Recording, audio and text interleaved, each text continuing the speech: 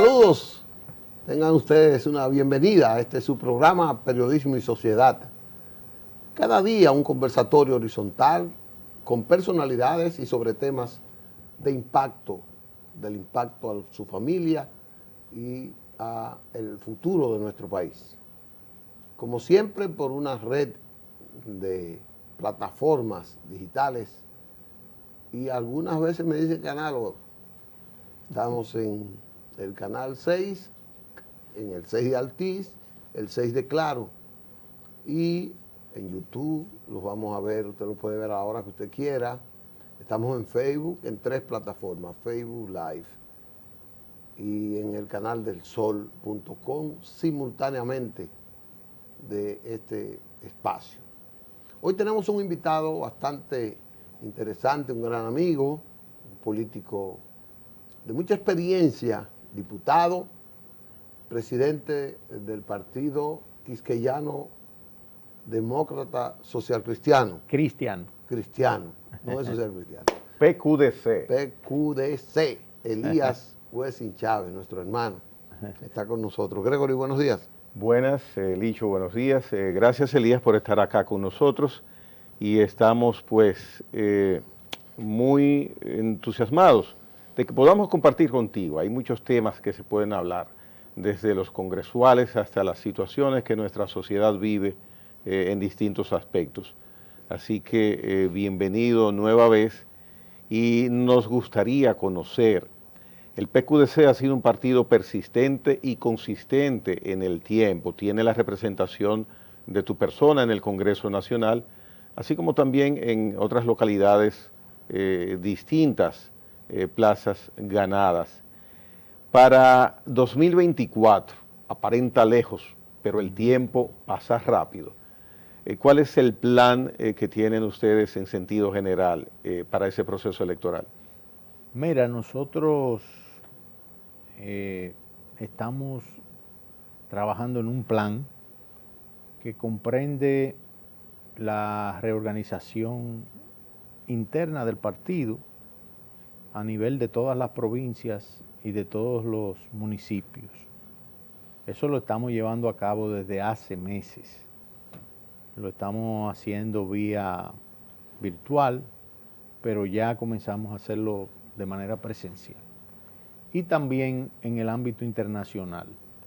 En los próximos días, nuestro partido, junto con otras organizaciones políticas de la misma línea ideológica nuestra, vamos a tener aquí un cónclave internacional.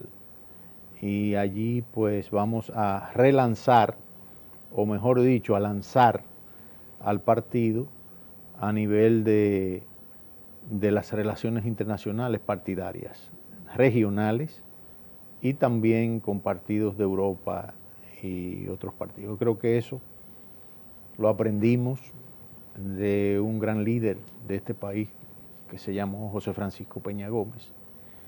Y creo que ningún partido que quiera influir, sobre todo en momentos como lo que estamos viviendo ahora, en la sociedad, si no tiene esas relaciones, se le complica.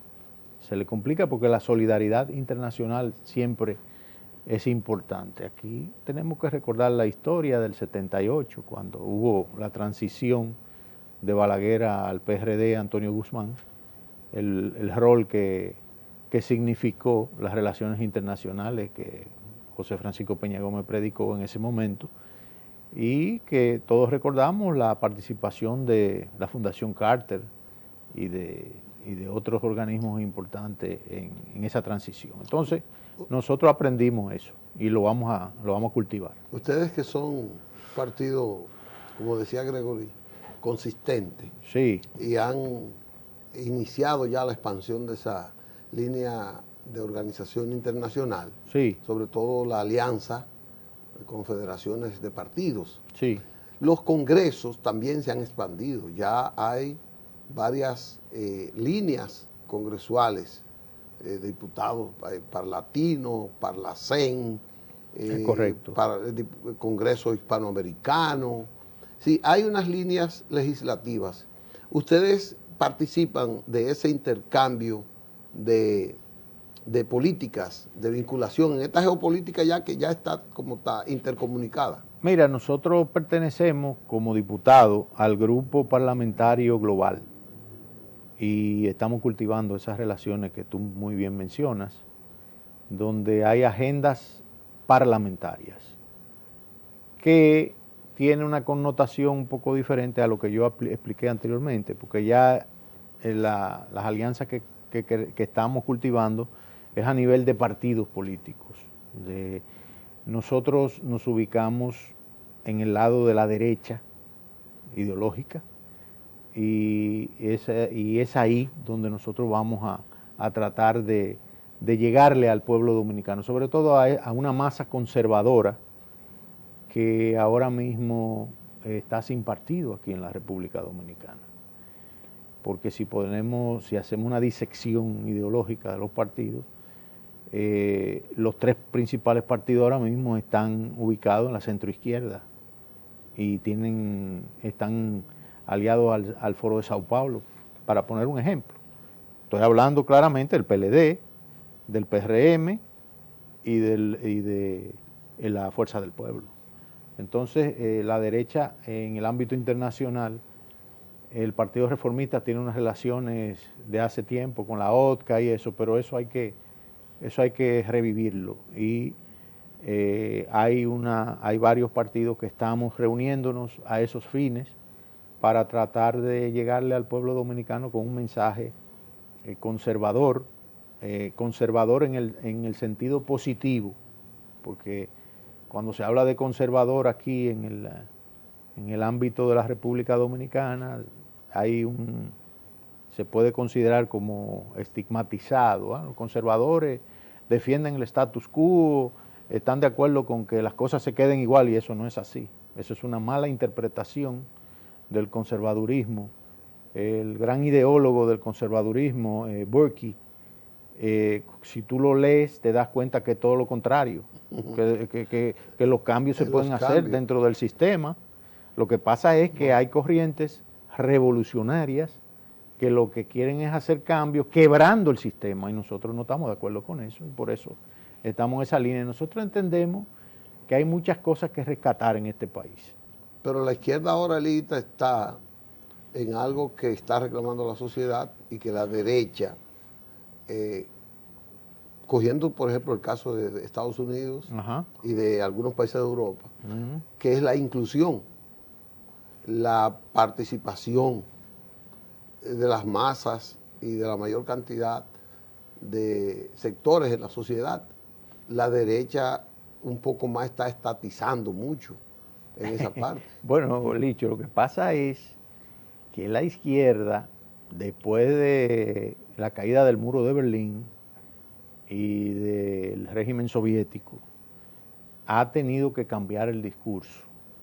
Ya no se habla de una lucha de clases a ultranza, ya no se habla de que las riquezas que tienen grupos hay que quitárselas para repartírselas. Tú sabes que ese era el discurso. Sí, las tierras la tierra y todo. No, ahora el discurso es, vamos a decirlo así, progresista, en un sentido, de inclusividad.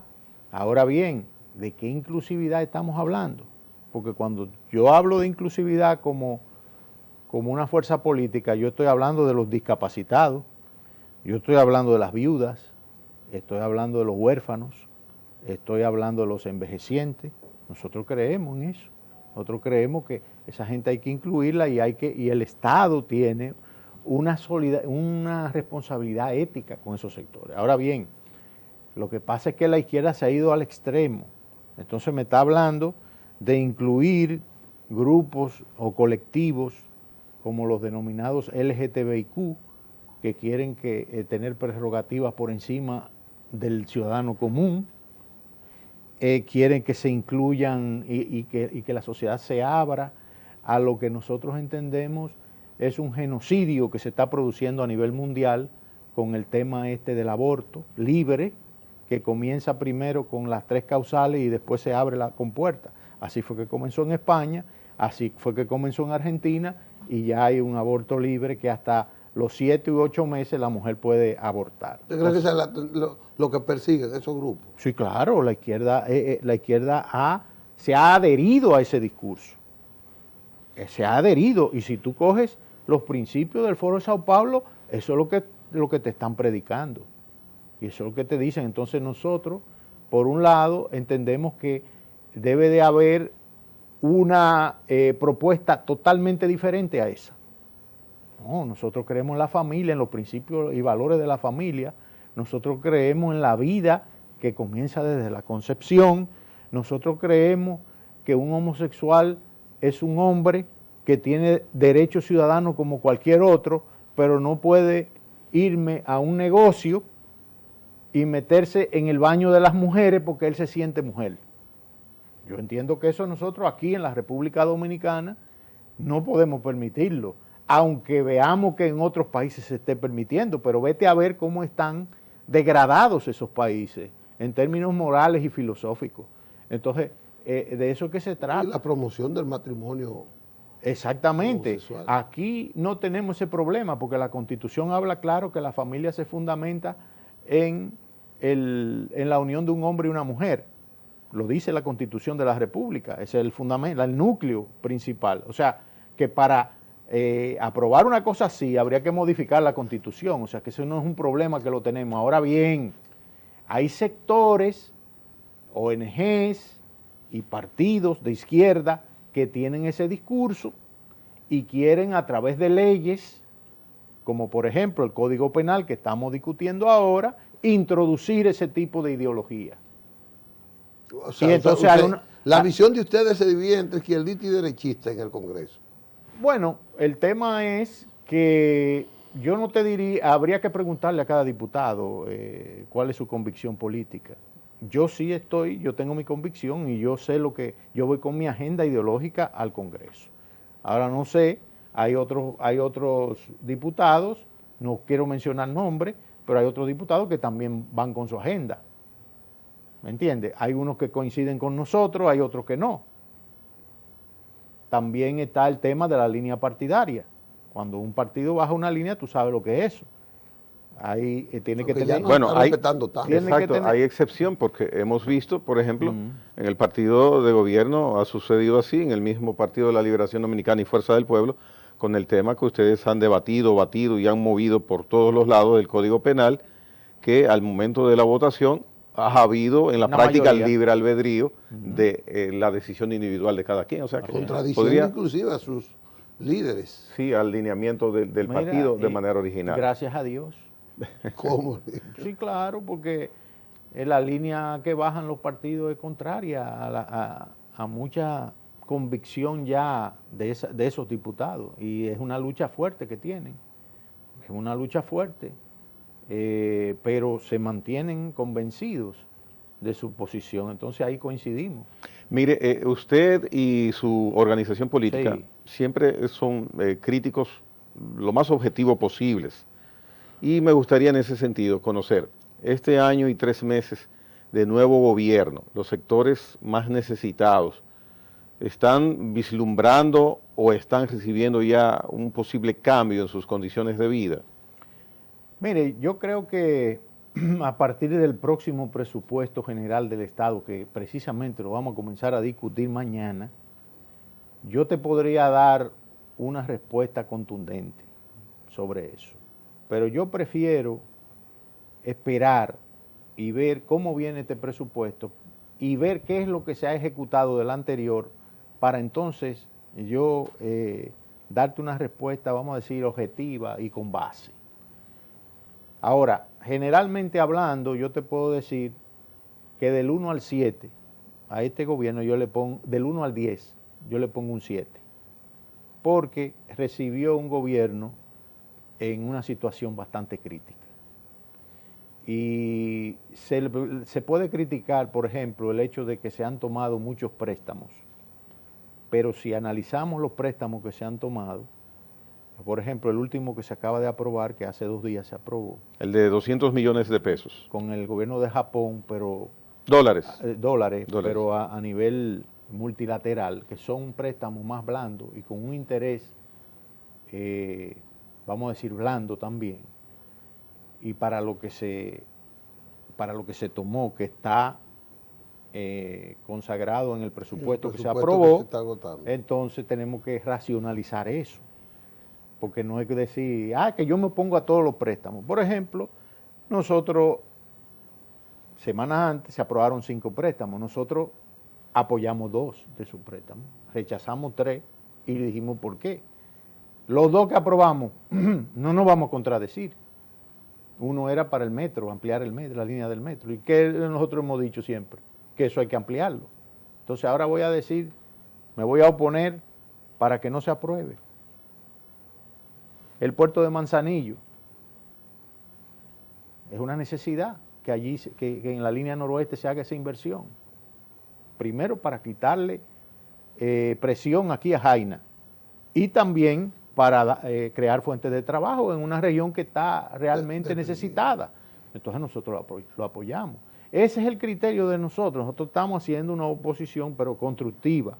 Nosotros no vamos a ir a hacer las cosas y a decir que no porque no.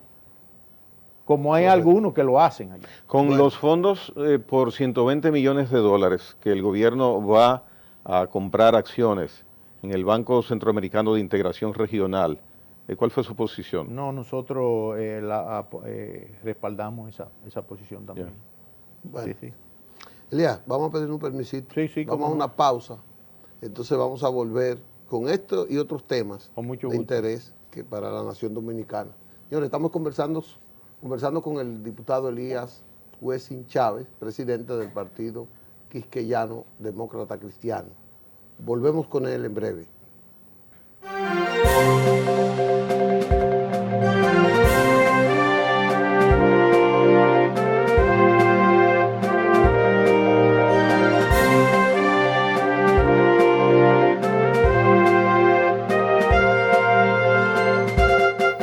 Regresamos con ustedes, estamos con el diputado Elías Wessing Chávez, un amigo de este programa. Elías, la situación de Haití se está poniendo cada día un poco más roja, ellos son de color oscuro. El presidente Luis Abinader ha desarrollado una gestión que para muchos es una gestión valiente, y es innovadora porque ha sido perseverante, consistente en el reclamo a la atención a Haití. Y lo noto que va como colaborando con medidas que puedan obligar a un enfrentamiento a la crisis de Haití para una solución definitiva. ¿Cómo ve el PQDC, cómo ve el diputado Elías Wessing Chávez la situación de Haití, la República Dominicana y sobre todo con las medidas que ha tomado el presidente Luis Abinader? Mire, estamos muy satisfechos con las medidas que está tomando el presidente. Yo creo que hacía falta que se mandara un mensaje claro a las asambleas internacionales, a los organismos internacionales, a los países, a las potencias, tal y como lo ha hecho el presidente. Había que establecer eso claramente. Nosotros, los dominicanos, no podemos cargar con el problema de Haití.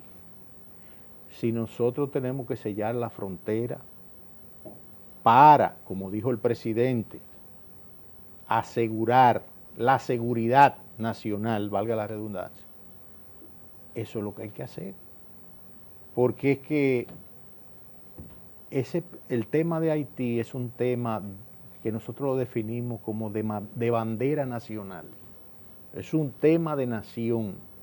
Ese tema está por encima del color amarillo de mi partido, del rojo del Reformista, del blanco del PRD, del morado del PLD y del azul y blanco del PRD. Está azul, blanco y rojo como la bandera. Sí, es como la bandera. Cuando se habla de ese tema tenemos que pensar como dominicanos. De ahí que el presidente se ha granjeado, diría yo, que el 85% de la simpatía de este pueblo con las medidas que ha adoptado al respecto.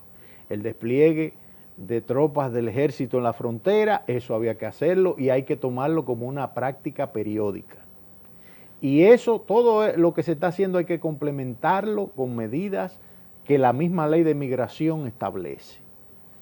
Apliquemos la ley y hagamos lo que tenemos que hacer para preservar la seguridad, la territorialidad, la soberanía de nuestro país.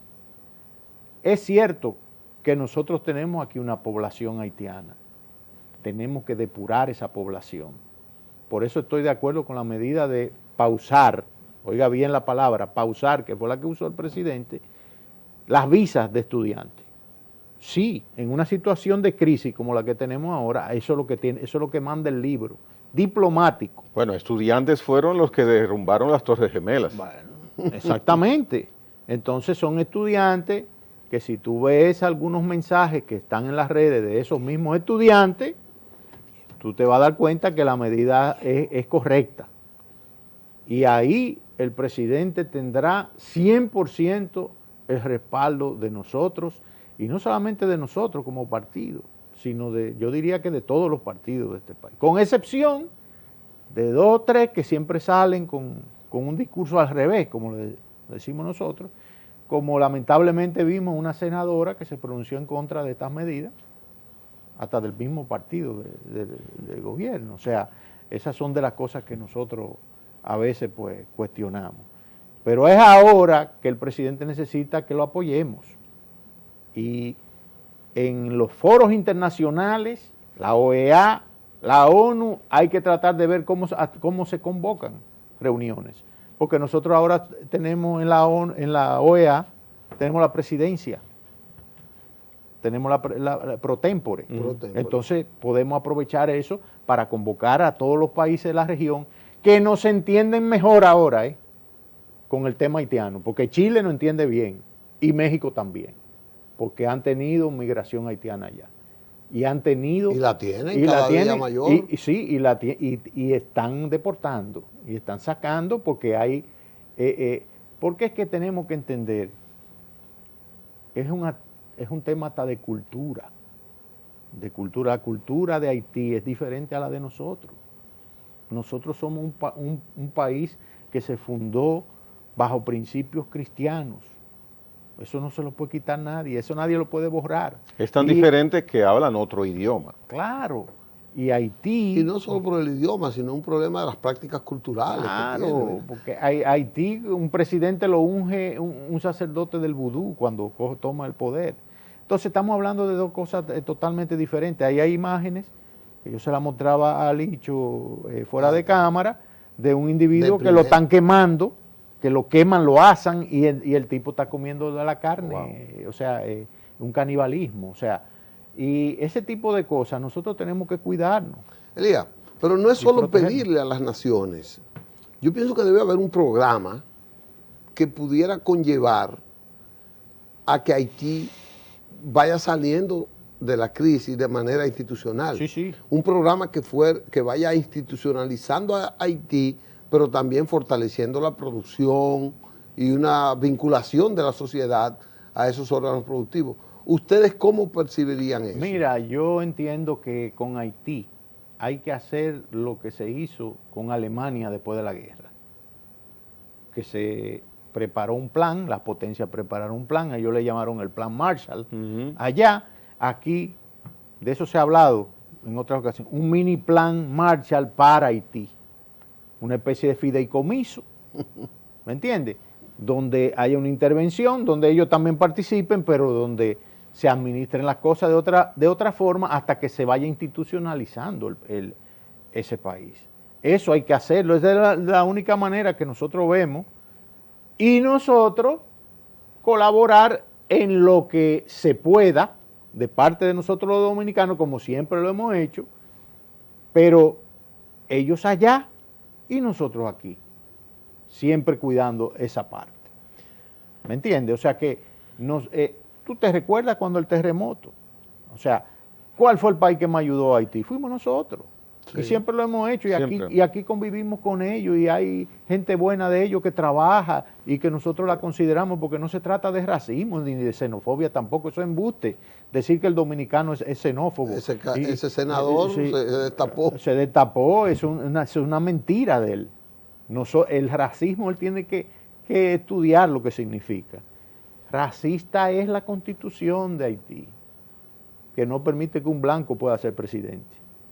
¿Usted piensa? Esa sí es racista. Señor diputado. Ahí está definida. Sí, exactamente. Que en estas circunstancias ánimos de distintos sectores de la sociedad dominicana, la comunicación, políticos, empresarios, opinadores, personas que pueden tener cierta influencia, podría extremarse quizás la molestia, la indignación, la queja a la situación que se presenta desde ellos hacia nosotros, y hasta dónde deberíamos tener un poquito de comedimiento también en exigir nuestros derechos soberanos. No, porque mira, Gregory, una olla de presión era lo que nosotros teníamos aquí. Porque es que lo que ha hecho el presidente es destapar la olla de presión de nosotros los dominicanos. Es que llegó el momento en que nos debemos respetar. Es que en la comunidad internacional era un irrespeto para con nosotros. Pero ¿hasta dónde llega el llegarnos, el que nos respeten? ¿Hasta dónde llega el que tenemos que lograr eso, que nos respeten? No, es que nosotros no estamos agrediendo. Nosotros sencillamente estamos asumiendo posiciones. Asumiendo posiciones y no estamos agrediendo, pero sí estamos fijando la postura que debemos de fijar y decirle claramente que no inventen con una solución dominicana al problema de Haití. ¿Cuál es la solución dominicana al problema de Haití? Abrir la frontera, instalar aquí campos de refugiados, dejar que entren como les dé la gana. Eso es lo que pretenden esas comunidades, la comunidad internacional. Eso es lo que pretende. Y aquí hay organismos que representan a esas organizaciones internacionales, que representan esos intereses, que son subvencionados por esos intereses y que son traidores a la patria. Son traidores. Porque hay dominicanos en esos organismos. Pero claro, son organismos que usted lo ve hablando de que están ahora protestando por la pausa que se ha hecho en las visas de los estudiantes.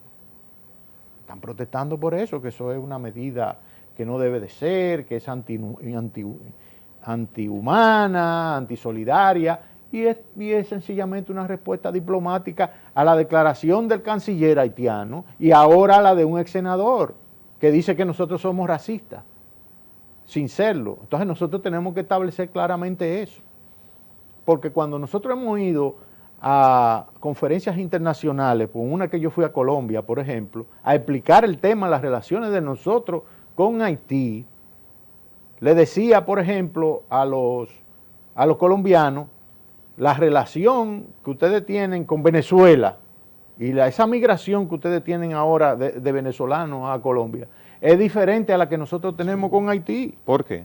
Bueno, porque la de Venezuela hacia Colombia es debido a una situación, a una crisis política que se da en Venezuela. Una crisis política de un sistema diferente, un sistema que acabó con lo que era ADECO y con lo que era COPEI, con lo que era el sistema democrático. ¿Pero eso mismo es lo que está pasando en Haití? No, en Haití siempre ha sido así. En Haití no Cuando hay... Aristide era presidente no había esa ebullición. Mira, Licho, cuando pasó eso y se disolvió el ejército haitiano, eso fue un error de la comunidad internacional. Voy a ponerlo entre comillas, error, porque no quiero pensar que todo se esté haciendo a propósito para generar una situación peor. De ahí que nosotros como dominicanos tenemos que asumir una postura desde ya y que nadie se equivoque con nosotros.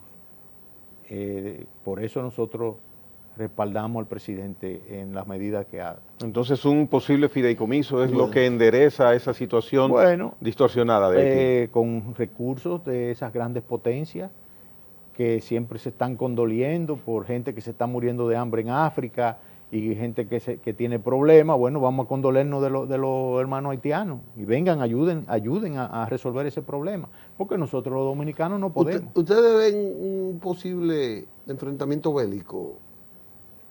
Por ejemplo, ¿cómo está la situación ahora? Bueno, mire, eso no es descartable. Porque lo que yo veo en las redes, en los medios, es un semillero de bandas armadas hasta los dientes. Hasta los dientes, pero no cualquier tipo de armas. No, están bien armados. Armas de guerra, Así es. de alto calibre. Así Entonces eso puede explosionar en cualquier momento. Pero claro, porque fíjate que los jesuitas acaban de denunciar que puede haber una crisis de alimentos en Haití. Por ahí vamos. Entonces, si hay una crisis de alimentos, ¿para dónde que ellos cogen? Donde haya alimentos. Donde hay alimentos. Entonces, ¿qué nosotros Y más vamos si a hacer? están impuestos a que nosotros Entonces, les abastecemos de alimentos. mire, mi padre, que en paz descanse, el general Wessing, me dijo, antes de morir, me dijo, ustedes van a quedarse con dos problemas graves en este país. El problema de las relaciones con Haití y el problema del agua, si no cuidan las fuentes hidrográficas. Esos dos problemas. Y antes de morir, él dio una declaración que está todavía, a veces la ponen en la prensa, a Radamés Gómez Pepín, que le hizo una entrevista, que en paz descanse también, donde él decía que el pleito entre nosotros y Haití estaba casado. Es un lenguaje de gallero. ¿Sabes? Eso está casado. Ese pleito no le barata a nadie. Entonces, yo respeto mucho la memoria de mi papá, era un hombre de gran experiencia y ahora lo estamos viendo. Estamos viendo realmente que las cosas se pueden salir de control. Por eso digo que las medidas que está tomando el presidente son las correctas. Y también digo, y le hago una exhortación a mi amigo Chu, que es ministro de Interior y Policía, que tiene que darle pausa al programa que ellos anunciaron de desarmar al pueblo dominicano. ¿Cómo va a ser? Sí, sí, claro. Tienen que darle pausa, eso hay que hacerlo de otra manera. Yo estoy de acuerdo con que a un delincuente no puede tener armas, pero una familia de clase media, una familia que tiene responsabilidad, un campesino que tiene propiedades, que tiene vacas, tiene que tener su arma para protegerse. Para eso está el Estado. Bueno, lo que pasa es que el Estado en esa materia todavía no es suficiente, Licho. Entonces lo que tiene el amigo Chu es que junto con la designación que se hizo de Alberto Ten, que es un gran policía de carrera profesional, hacer una combinación ahí y mejorar el tema de la seguridad ciudadana para que vayamos adquiriendo confianza. En la medida en que haya esa confianza, bueno, pues se van tomando otro tipo de medidas. Pero eso de desarmar al pueblo y de quitarle el arma a una gente que tiene su permiso y que no, eso no, eso hay que tener mucho cuidado con eso. No se sabe cómo pudieran suceder las cosas en este país. Bueno, volvemos a una pausa, Elías, porque ha dejado esto demasiado caliente. Un buscapié.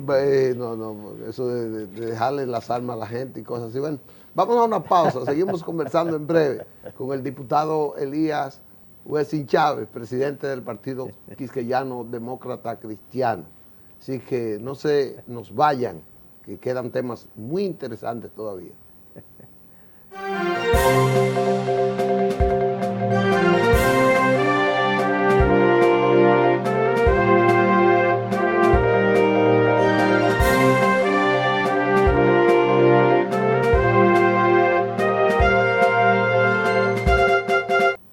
Bueno, estamos conversando con Elías Wessing Chávez. Elita, así que le decimos los que lo queremos como yo, me siento muy cercano a él siempre. Invitado completo, podemos tratarle cualquier tipo de tema.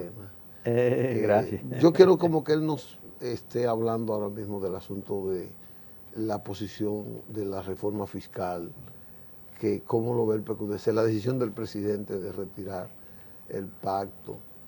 Bueno, si hubiera habido esa discusión todos los presidentes piden y el presidente, lejos de anunciar la retirada, propende a eso, la primera pregunta que tú me hiciste de cómo yo evaluaba, ¿verdad?, el gobierno, y tenía que cambiar el contenido, porque entiendo que también fue una medida inteligente retirar en momentos como lo que estamos viviendo ahora lo que sería una reforma fiscal. Nosotros tenemos un criterio con relación a una eventual reforma fiscal. Nosotros creemos que una reforma fiscal en este país hay que hacerla en vez de aumentando impuestos, regularizando y bajando impuestos. para motivar e incentivar la economía del país. Si a eso tú le agregas que, bueno, que la base impositiva tú la puedes aumentar, sí, pero si tú me bajas el impuesto y tú me calculas que el sacrificio fiscal no va a ser perjudicial para los presupuestos que tú tienes ya, los programas que tú tienes, tú lo puedes hacer sin ningún tipo de problema. Y yo te voy y te aseguro que el volumen de la recaudación aumenta. Seguro que sí. Está demostrado, mire, yo no soy economista, pero hay cosas que uno tiene que leer y machacar. Se ha demostrado que en los países donde se han reducido las tasas impositivas, la economía crece y el Estado recauda más. ¿Y la evasión? ¿Cómo? Bueno, entonces, ahí viene esa parte. Si tú rebajas los impuestos, tú también vas a contribuir a que haya menos evasión. Porque no es lo mismo tú como empresario tener una empresa y pagar un 35%, ¿verdad?, de impuestos sobre la renta. Pero además como persona física tienes que pagar un 25%. ¿De cuánto estamos hablando ahí? 60. Entonces, ¿qué motivación puede tener un clase media para emprender un negocio? Para estar formalizado. Y para formalizarse. Entonces, todo eso hay que analizarlo. No, aumentamos aumentamos la recaudación. Eso no es así.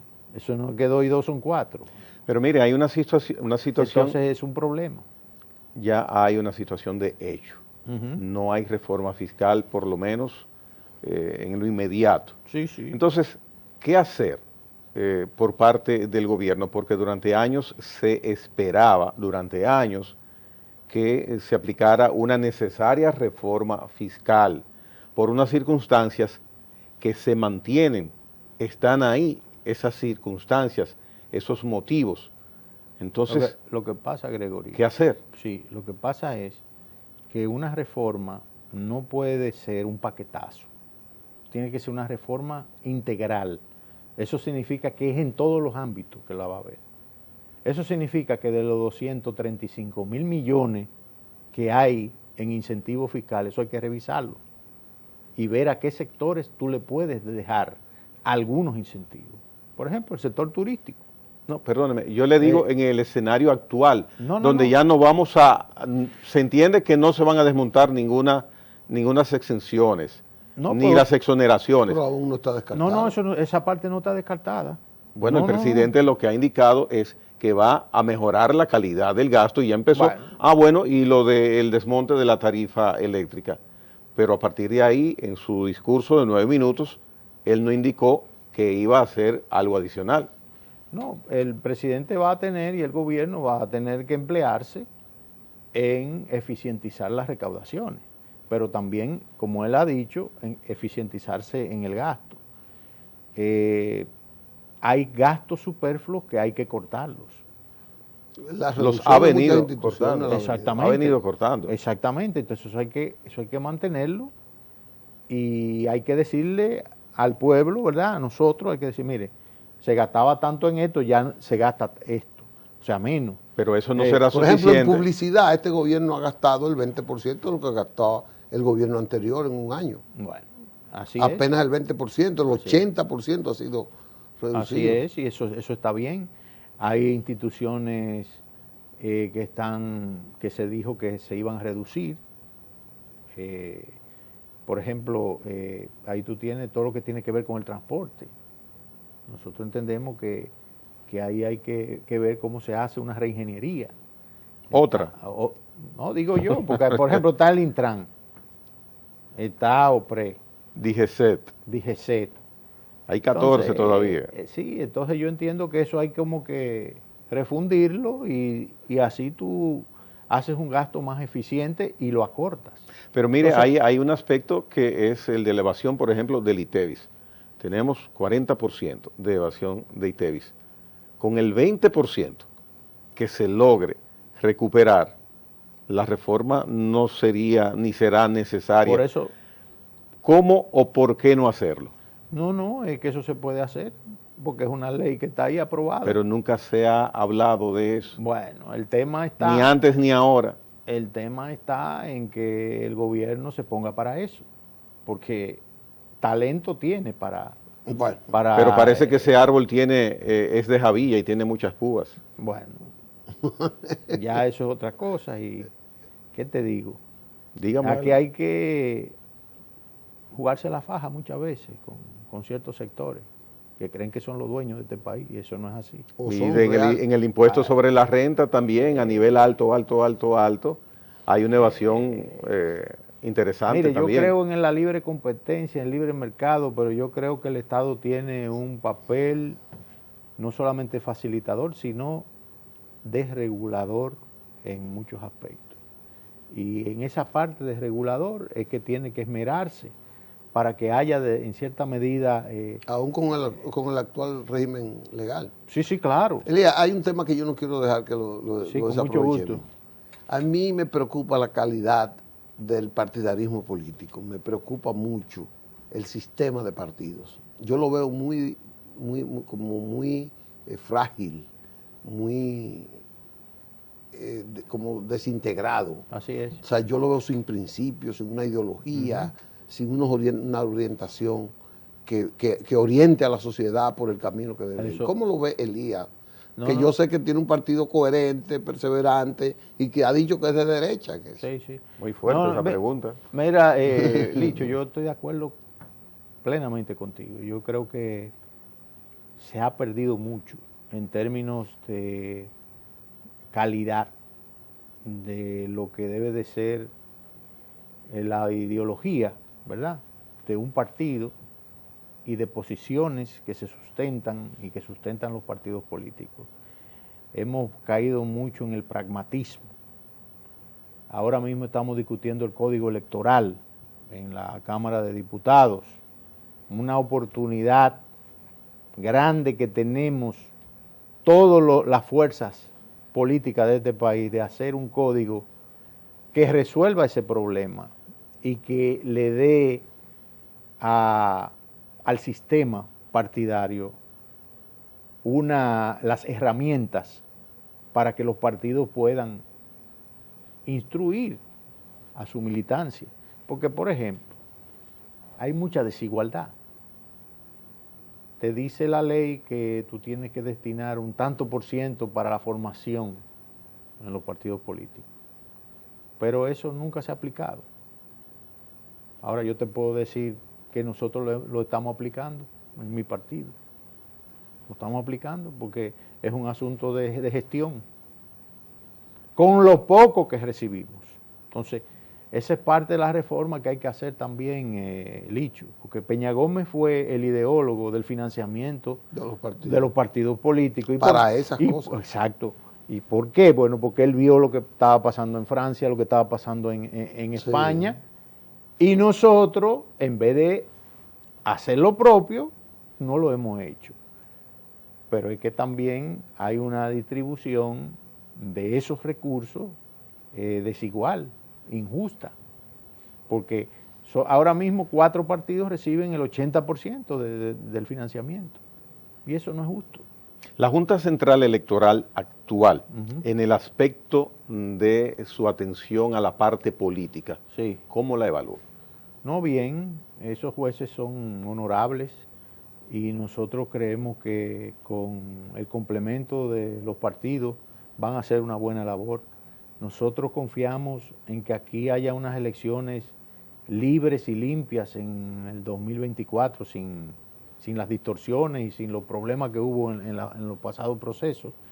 Nosotros creemos en el voto, si no en el voto electrónico, por lo menos en el conteo automatizado de los votos. Sí, porque son millones de boletas, sería imposible manualmente contar. Claro, como lo vi en El Salvador. Yo fui observador en las elecciones congresuales y municipales de El Salvador. Y la votación era manual, pero el escrutinio, cuando ya se cuadraban las actas con los votos en las mesas, había un programa que tú ponías el programa en una computadora y esa computadora te distribuía todos los votos. ¿Cómo? Sí, sí, sí. Un programa. Sí, sí, diseñado. sí, una cosa, cuando se hacía el cuadre en la mesa, cada mesa tenía 700 boletas, en todo. No dije que en aquella había 1500, en esta habían 500, no, en 700 boletas, en cada colegio electoral. Entonces, el cuadre era, si votaban, por ejemplo, yo supervisé una mesa donde votaron 78 personas. Pero ¿quiénes votaban ahí? Los guardias y los policías. Allá votan. Allá votan. Allá votan. Saludos a Eddie Olivares. 79, y nosotros somos también proponentes ¿Sí? en el código de eso. Pero hay que modificar la Constitución para eso. Entonces, después que votaron 700 boletas, votaron 78, ¿cuántas sobran? 630. Exactamente. Bueno, eso se pone aquí, eso se ponía en un formulario, así mismo, y se ponían entonces el cuadre de lo que sacó cada partido. Sí, de lo que sacó cada partido, exactamente. Entonces, eso se ponía en la máquina, una cosa, y entonces la máquina distribuía los escaños y los votos. Sin ningún tipo de problema. ¿Los resultados no fueron impugnados? No, para nada. Ya. Eso fueron unas elecciones limpias, realmente, por lo menos en la parte que nosotros vimos. Vi también que habían fiscales que cuando había un sospechoso que estaba raro, iban y aplicaban ahí mismo, le introducían un proceso y lo sacaban de la fila. O sea, muchas cosas. Oye, eso en El Salvador. En El Salvador. Un país que hace 30 salió años de una guerra. Estaba en una guerra militar. 13 años de guerra. O sea que muchas cosas que yo vi ahí y que vimos, estaba Bertico Sosa con nosotros. No, Bertico estaba Santana. Santana, perdón, Bertico Santana. Y la diputada Carolina Paula de San Pedro de Macorís, fuimos los tres. Y vinimos con una grata impresión. Bueno. Y eso se puede hacer aquí. Y nosotros con esta junta entendemos que se va a hacer. Ojalá que lo entienda Elías. Sí. Elías, hemos llegado al final. De verdad que nos sentimos... Gracias, Licho. Usted sabe que usted es mi pana full también. Sí, seguro. Yo le agradezco mucho. Y Gregory también. Un gran programa que esperamos que se repita la visita de Elías para hacer un programa mucho más consensuado de temas de interés que no hayamos tratado aquí. Sí, Elías, gracias. A ustedes también. Muchas gracias por la sintonía en este día. Nos veremos mañana. Veremos con sociedad y seguridad social, que es un tema interesante también en el programa de este canal. Nos veremos mañana si Dios quiere. Gracias.